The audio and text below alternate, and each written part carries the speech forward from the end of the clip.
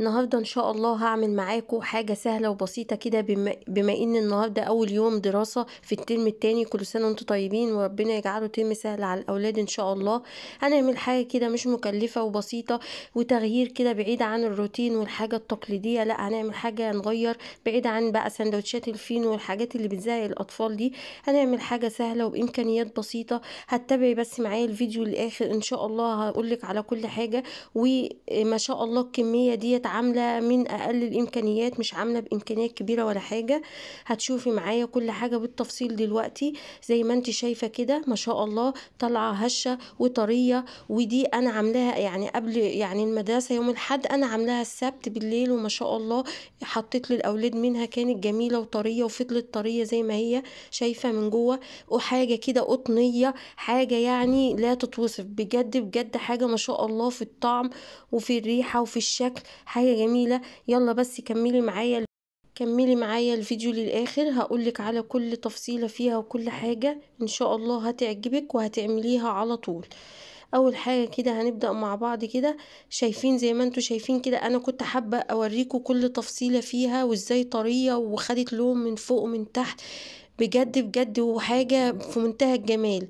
شايفة؟ وبعمايل ايديكي وحاجة نظيفة، وتبقي كده عارفة مصدرها ومطمنة على اولادك وهم بياكلوها. تمام، يلا هنبدأ مع بعض بقى على طول ونقول بسم الله ونصلي على الرسول. اللهم صل وسلم على سيدنا محمد. ازيكم حبايبي، عاملين ايه؟ يا رب تكونوا بخير ان شاء الله. كده هقول لكم زي ما انتوا شايفين في الفيديو كده، حاجة مكونات بسيطة جدا وموجودة في البيت عندك ومش هتكلفك كتير. يعني لو هتحسبيها دي حاجة نضيفة وحاجة على قد ايدك وتعرفي تعمليها. اول حاجة معايا 4 كوبايات دي بيضة، هنا 4 معالق سكر، كوباية لبن، عايزة نصها مية ونصها لبن مفيش مشكلة بس تكون دافية، وكيس خميرة، وهاخد معلقة زيت. حاجة بسيطة جدا زي ما انت شايفة كده. هنبدأ على طول. اول حاجة هنجيب طبق معانا فاضي عشان نعجن فيه، هنحط المكونات السائلة كلها مع بعض. اول حاجة هنبدأ باللبن، وزي ما احنا قلنا حابة تحطيه لبن كله ماشي، حابة نص لبن ونص مية ماشي، حابة مية بس ماشي. اهو كده تمام. هننزل بقى بكيس الخميرة وهقلب. اول حاجة كده اقلب الخميرة مع المية، سوري، انا اسفة، مع اللبن. اول حاجة اخليها تدوب خالص كده. وزي ما احنا اتفقنا، حابة تحطي، انا مش عايزة يعني اقطع عليكي او اخليكي تصرفي كتير، لا انا بقولك بقلل امكانيات. حابة تحطي مية بس مية دافية، حطي مية دافية وبتبقى زي العسل ومفيش فرق خالص عن اللبن. بس اللبن بتغذيها شوية بقيمة غذائية شوية، بما اني ايه عاملها الاطفال وكده. تمام، هنا حطيت اللبن وحطيت الخميرة وحطيت السكر، هقلبها كويس خالص كده بالمضرب اليدوي، وانزل على طول بالبيض. وبرده نفس الموضوع، اضربها كويس قوي بالمضرب اليدوي. عندك عجان مفيش اي مشاكل، اعملي بيه برده، هتمشي نفس الخطوات ونفس التدريج كده. تمام، هنا قلبتها كلها واختلطت مع بعض. زي ما انت شايفه كده بقى، احط معلقه زيت بس، شايفه؟ بس ما تكتريش، هي معلقه بيك بالظبط، يعني لو هتعيريها بالمعلقه هي معلقه بالظبط. تمام، هنا كل حاجه اختلطت مع بعض. هنزل الدقيق، هنزل شويه واعمله بالمضرب، وبعد كده هشيل المضرب وابدا استخدم ايدي. طبعا احنا عارفين ان اي عجين بيبقى احسن حاجه فيه هو العجن بالايد، ان بتحسي بملمس العجينه، بتتحكمي فيها، بتعرفي ازاي. خلاص كده كويس، خلاص محتاجه حاجه كده تمام. هبدأ بقى اعجن بايدي كده والم العجينة كويس. ولو محتاجة طبعا مية بحط لها او لبن.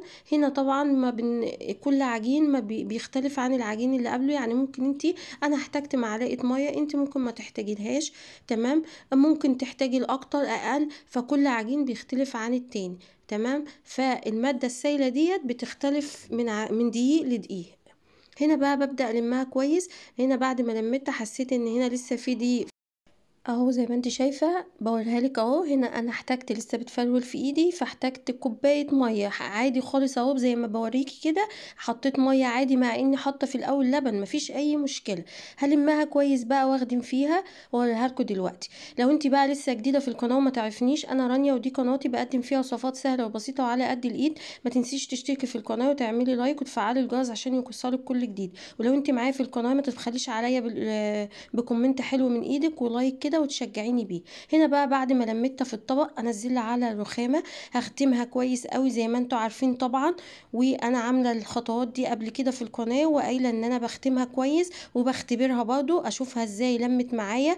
لو قطعت بتبقى لسه، لو ما قطعتش يبقى خلاص هنا لسه ايه بتلزق. ما تخافيش خالص بالتلزيقه دي، المرحله دي بقى مش تقولي لا ده محتاجه دقيق ده بتلزق ده بتعمل، لا خالص. هبدأ اعجن فيها كويس اهو زي ما انت شايفه كده، ويبقى قعدت اعجن فيها شويه لحد ما لمت معايا، وهختبرها كده هاخد حته واكورها كده واشوفها. لو قطعت معايا تبقى لسه محتاجه تاني، ما قطعتش يبقى خلاص هنا كده تمام. هنا بقى كان معايا حوالي معلقتين زبده بدرجه حراره الغرفه، ما تبقاش مجمده عشان تعرفي تدوبيها في العجينه. بنزلها كده في وسط العجينه وابدا برضو تاني اختمها معانا. هنا بقى هتشوفي ان هي قطعت وفرولت معاكي، يبقى ما تخافيش وما تقلقيش وما تقوليش لا انا بوظتها وهرميها ومش عارفه ايه، لا خالص. ولا تحطي دقيق ولا تعملي اي حاجه، كل اللي هتعمليه ان انت هتبداي تختمي فيها خالص لحد ما السمنه دي تبدا تتشرب في العجينه خالص وترجع تاني لملمسها الطبيعي الناعم وتلم معاكي. هنا بقى شوفي اهو كانت بتقطع خالص. هبدأ بقى زي ما انت شايفة كده لميتها، وهي بصراحة خدت مني حوالي 5 دقايق كده او 10 دقايق ابدأ الم فيها كده لحد ما لمت وشربت السمنة كلها. بوريكي بقى ادي الاختبار التاني اهو، بكور حتة كده وافردها، ما شاء الله لا في تقطيع ولا في اي حاجة وملمسها ناعم وطبيعي وجميل. خلاص كده اكتفيت بكده. بجيب معايا شايفة النعومية بتاعتها قربتها لك خالص، شايفة ما شاء الله اهي حاجة كده جميلة جدا. يعني لو عايزة تعملي، يعني لو هتتعمل دلوقتي تتعمل ما شاء الله، بس طبعا لازم نسيبها تخمر. تمام. هجيب بقى طبق فاضي واحط فيه رشة زيت كده واحط فيه العجينة، وهيبقى عندي لو عندك استريتش كيس اللي هي الاكياس الاستريتش دي ممكن تعملي بيها. عندك كيس فاضي عادي نضيف كده وتحطيه على الوش وتغطيها بفوطه. وطبعا قلنا من المراحل اللي بتساعد على تخمير العجينه بسرعه ان انت تكوني مدفيه الفرن وطفياه وتسيبيها فيه بتخمر معاكي على طول ما بتتاخرش بما اننا في الشتاء وكده. اغطي بقى الفوطه، وهنا انا كنت دفيت الفرن وطفيت عليها. دخلوا الفرن بقى تخمر كده مع نفسها، وبعد كده اجيبها لكم ان شاء الله ونشوف هنعمل ايه. اهو هنا بقى بعد ما خمت يا جماعه وخدت وقتها خالص وفتحت معايا، شايفه ما شاء الله اهي لدرجه ان هي اما خمت قوي طلعت للكيس ازاي ما شاء الله. هنا بشيل حته العجينه دي عادي بتتشال معايا بمنتهى السهوله.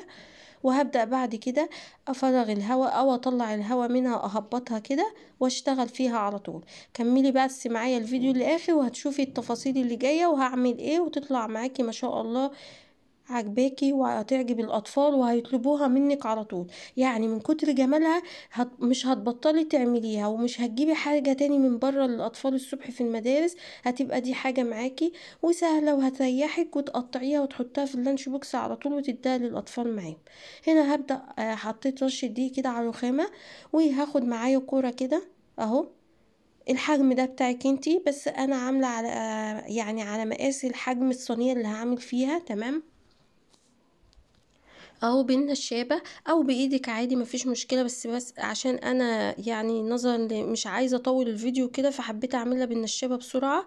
واهو ما شاء الله بتعمليها على شكل مستطيل وده السمك بتاعها، ما تزودوش عن كده برضو عشان ما تبقاش معاكي تخينة. الحشوة دي، وهنا بقى زي ما احنا قلنا الحشوة دي بتاعتك انتي، حابة تحطي لحمة تحطي جبنة تحطي لانشون تحطي بيض تحطي الحاجات دي كلها بتاعتك انتي. انا كنت عاملة هنا ميكس من الجبن كده في حطيتها بحشوة الجبنة يعني.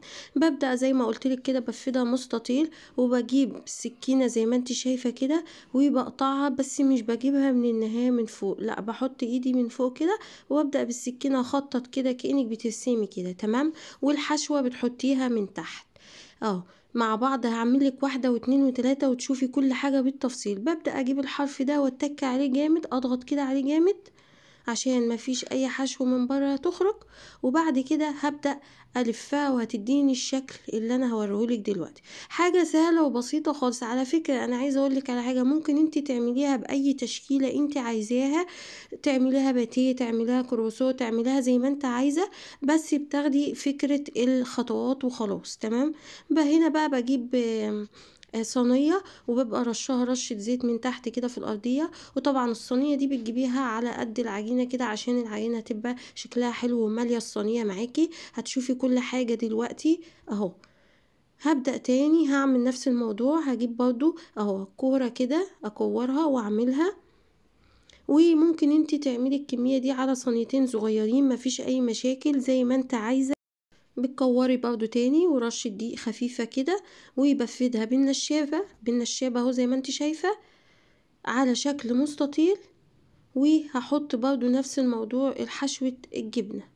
حابة تسيبيها سادة برضو زي ما انت عايزة. وغير ان هي تنفع للمدارس، برضو تنفع معاكي فطار وعشاء، تبقى حاجة خفيفة وسهلة وما بتاخدش وقت معاكي، وتبقى جاهزة كده جنب كوباية شاي، كوباية قهوة، وتبقى ما شاء الله جميلة وطعمها حلو وطري. تمام اهو. اعملها مستطيل. هبدأ بقى، شايفة السمك ده اللي انا بقولك عليه، عايزاه نص سنتي، مش عايزاه اكتر من كده. تمام. احط اهو زي ما احنا قلنا، انا عامله هنا ميكس جبن زي ما انت عايزه. الحشوه دي اختياريه. هجيب برضو بالسكينه كده وهخطط كده برضو اهو. والله يا جماعه ما بتاخد وقت، ما خدتش وقت خالص. هو كل الموضوع ايه الوقت اللي طول فيه؟ هو وقت التخمير، عشان احنا في الشتاء. يعني احنا لو في الصيف التخمير ده برضو مش هياخد وقت. تمام اهو. تابعيني بس للاخر عشان هي فيها تريكات كده وخطوات، فلازم تركزي فيها. او بضغط من الجناب كويس والفها كده رول زي كأنك بتلفي سندوتش بالظبط. وطبعا الخطوط المتفتحة دي بتديني الشكل اللي هوريهولكوا في الاخر. تمام. لو وصلتي بقى لحد هنا ما تنسينيش بقى في اللايك والاشتراك في القناه وتفعلي الجرس عشان يوصلك كل جديد. ولو عجبتك الوصفه ما تنسيش تقولي رايك في الكومنتات اهو. برضو نفس الموضوع، هعمل كده لحد ما املأ الصينيه اهو زي ما انت شايفه كده اهو. اضغط عليها واقفلها كويس والفها للاخر. ما فيهاش اي ابتكارات، يعني هي حاجه سهله خالص اهو. تمام. واكون دايره كده كبيره وابدا اكون دايره صغير اهو. تشوفي دلوقتي كل حاجه، بس خليكي معايا ما تخافيش منها خالص. العجينه عشان مرتاحه وواخده خمرتها وكل حاجه ما شاء الله كده. شايفه بقى كده مفرغه من النص اهي. شايفه الكميه دي بعد التخمير هوريها لك دلوقتي هتكون ملت الصينيه وما شاء الله، يعني حاجه كده تحفه. هنا غطيت عليها وسبتها تفتح تاني اهو ما شاء الله. يعني دي خطوات التخمير، ان انتي بتعمليها تخمري العجينه الاول، بعدين تلفيها اللفه دي وتسيبيها في الصينيه تخمر معاكي الخمر ده، وتحطيها في الفرن تستوي بقى بعد كده. هو كده بقى ما شاء الله. دي العوامل اللي بتساعد ان هي تطلع شكلها جميل وطري وهش وحلو كده. هنا بقى معايا بيضه وحبه لبن صغيرين. ما فيش حبه لبن ممكن تحطي البيضه وخلاص، وكيس فانيليا ممكن تحطي البيضه وحبه زيت زيتون. مفيش اي مشاكل، اي حاجه متوفره عندك من الحاجات دي تحطيها. وبالفرشه كده بالراحه. شايفه انا كنت بعمل بمنتهى الهدوء كده ليه؟ عشان الخمر ده ما ينزلش مني تاني وتبوظ اهو. واحسن حاجه للمرحله دي هي الفرشه، هي الوحيده اللي خفيفه كده وما تخليش الخمر بتاعها يضيع منها وكده. هحطها بقى هنا. انا كده كنت مجهزه الفرن. هحطها بقى في الفرن كده اهو زي ما انت شايفه. وبتتضاعف اكتر كمان عن ما كانت بره، يعني في الفرن بتكبر كمان عن الاول اهو. هسيبها بقى براحتها تستوي. وطبعا بتستوي من فوق من تحت وبتطلع معاكي بمنتهى الجمال كده وطريه. يعني عايزه اقولك في منتهى الطراوه. وطبعا هنا بعد ما بتطلعيها من الصينيه بتغطيها وتسيبيها بقى بتفضل طريه معاكي لتاني يوم. وما شاء الله حاجه كده وهم. شايفه يا جماعه البيضه مع حبه اللبن بيدولها لون تحفه اهي. ومستويه وواخده لون من الجناب واخده لون من تحت. وهفتح لك دلوقتي حته واوريها لك حاجه كده ما شاء الله. عايزاكي بقى تتابعيني عشان ان شاء الله هنزل لك حاجات سهله وبسيطه واقتصاديه كده ان شاء الله في رمضان. وكل سنه وانتم طيبين. وحاجات كده مش هتكلف معاكي، ونظرا للظروف اللي احنا فيها وكده فبحاول اجيب لك حاجات ما بتكلفكيش كتير وبتبقى سهله وبسيطه. هنا بقى هقطع معاكي حته، هي كانت لسه سخنه بصراحه، بس هقطع معاكي حته كده عشان اوريكي من جوه عامله ازاي. حاجه كده قطنيه اسفنجيه في منتهى الطراوه، يعني والله العظيم. وبصي حاجه كده مضمونه، انت اللي عاملاها على ايدك وعارفه مصدرها وعارفه مكوناتها اهي. ويعني ممكن تقللي الكمية، يعني دي كانت صينية كبيرة وعايزة 3 كوبايات بس، دي كوبايتين دقيق زي ما تحبي يعني. تمام اهي شوفي. يعني اضغط عليها كده ترجع تاني واخده لون من تحت، وما شاء الله مستويه مش نيه خالص. وشايفه اللي جوه ده ديت قطنيه كده وسفنجيه كده، بجد بجد كأنك بتاكلي كيكه. يعني انا عاجزه عن الوصف بتاعها بصراحه بصراحه، يعني هي في الحقيقه احلى من كده كمان مره. والحشو بتاعها بقى زي ما بتحبي وجميله، وحاجه على قد الايد اهي. وانتظروني بقى في وصفات جديدة وسهلة وبسيطة وعلى قد الايد. ما تنسوش بقى تقولولي كده رأيكم في الكومنتات، وتشجعوني كده بلايك من ايديكم. اهو شايفة الجمال، شايفة من جوه اهي، ما شاء الله عليها في منتهى الجمال. اشوفكم بقى في وصفة جديدة، وانتظروني. اهو يعني بصوا من جمالها ولونها وطراوتها وشكلها وسواها، بصراحة كنت حابة اوريكم كل تفصيلة فيها. يلا اسيبكم في حفظ الله، ومع السلامة.